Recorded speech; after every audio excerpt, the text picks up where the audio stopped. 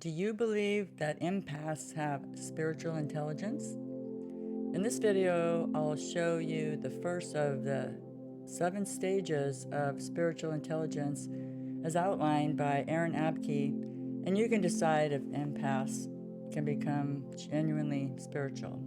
Abke is a paradigm-shifting spiritual leader, and I'll be using some of his material as a reference, but the contents of this video are my own opinions. I'll help you to understand the progression of elevating your consciousness, and you'll have a clearer picture of understanding in your relationships. And when you get aware of the stages of spiritual intelligence, you'll be able to set boundaries based on that knowledge and awareness gained in this video. My name is Rhonda, and I promote emotional intelligence. Part of spiritual intelligence is a spiritual capacity to live in the present moment with self-awareness, self-control, and a sense of belonging, experiencing humility and compassion. People living in sanity just want to survive through the day. They have a very low vibration in terms of energy frequency, and they have extreme and constant suffering, and they're strongly addicted to stimulants and have no interest in personal development. They suffer from depression, anxiety, and self-loathing, and they live in complete victim identity or in a constant fight or flight mode. They have no awareness of their inner world. Without self-awareness, they're triggered easily and lack emotional intelligence. Does this sound like anyone that you know? Does it sound like you? If you're living in the energy vibration of insanity, then that is what you will attract. Suffering, addiction, depression, anxiety, and you won't be conscious of your inner world. Every thought causing you to suffer comes from one of the following beliefs: lack, attachment, and control. The ego is in control at the sanity stage of spiritual intelligence, and the ego must be in charge, be in control to survive. And the ego dreads not being in control because it doesn't really trust reality. And we can only believe that we're losing control as if we had it in the first place.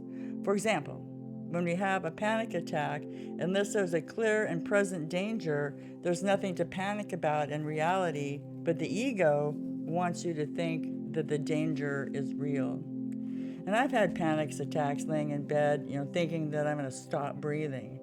Now if that fear arises, I just breathe deeply and tell myself that it's not real. If I can't shake it off, I get up and go into a different room and continue to breathe until I'm back in reality again. And I've also had a few panic attacks after I ended a relationship with a covert narcissist, which I'm positive now that he is, in fact, a psychopath. And one thing I remember the most is having an anxiety attack in my living room, and my vision was crystal clear. It was enhanced, and I learned later on that it was produced by adrenaline. And then I figured out the trauma that I experienced was so horrific, it sent me into a state of living on adrenaline for about 3 weeks. I was having a hard time facing my reality. Why me? How could I be so stupid?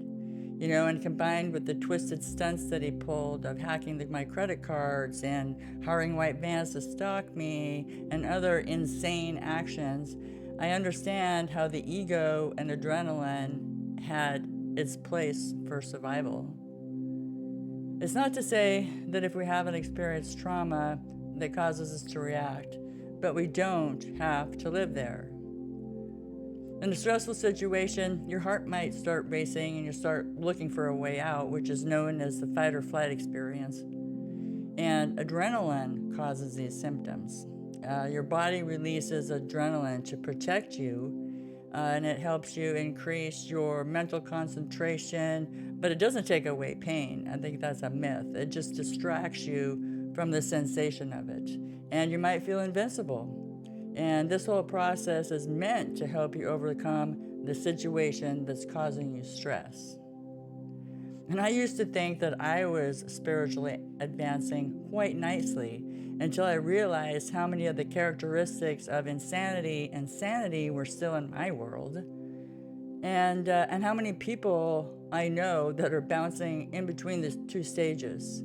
The process is not finite between the between stages, and I've been transforming through the next two stages of empowerment and awakening, although I tend to unintentionally dive back into those lower vibrations.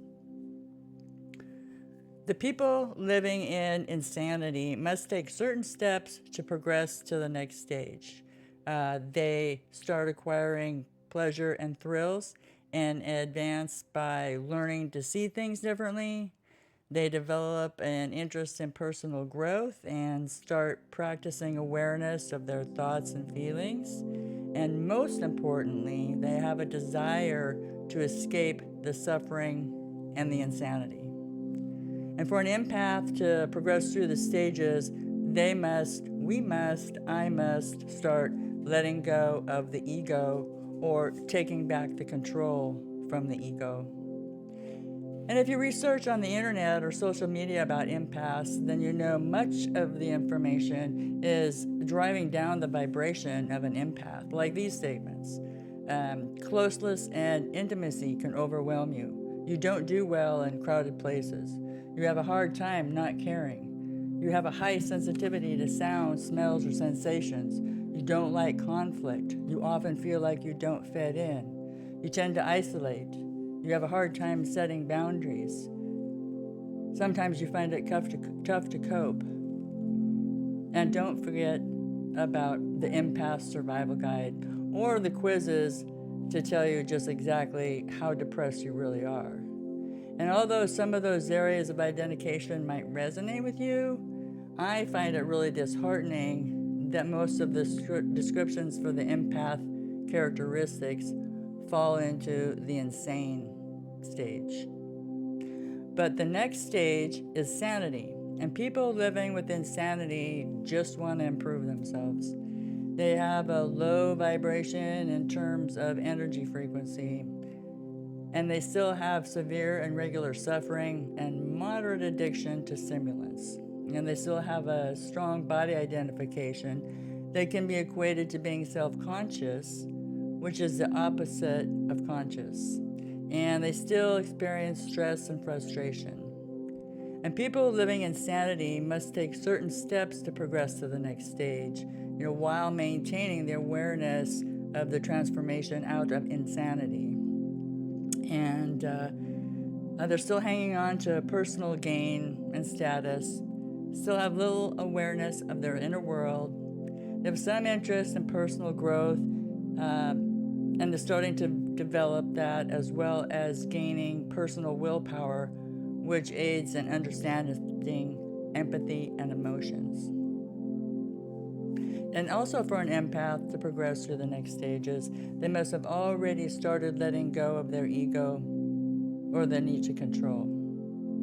For an empath to advance spiritually and into the next stage of sanity, they must learn discipline and self-responsibility. The next is developing an interest in spirituality and empowerment, and advancing into practicing and observing and questioning their thoughts. They have a desire to realize their full potential and seek out their true purpose. And I recently found out about the creation of a dark empath. It says that they don't have empathy, but they have cognitive empathy. And cognitive empathy is the ability to register, someone else's emotions, but there aren't any reciprocal feelings of the other person's feelings. But it also allows them to know exactly what to say and exactly what to do to manipulate their targets. And this is in my opinion, that a dark empath is not an empath. It's a narcissist with cognitive empathy, and it's very common. And don't believe all the titles that people make up to describe something they don't understand, And a dark empath will rarely get out of insanity, just like a narcissist. And what do you think is the number one thing that's going to hold back empaths from raising their spiritual intelligence and consciousness? Are you in a relationship and you can't figure out why the person you're with can't get past being triggered and angry and resentful and victimizing themselves all the time?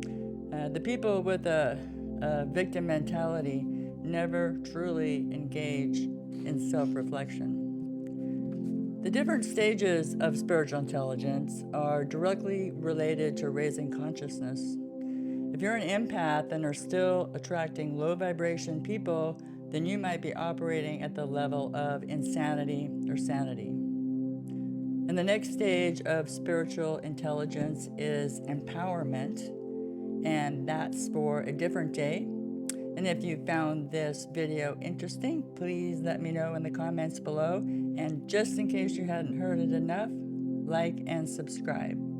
My name is Rhonda, and I'll catch you next time.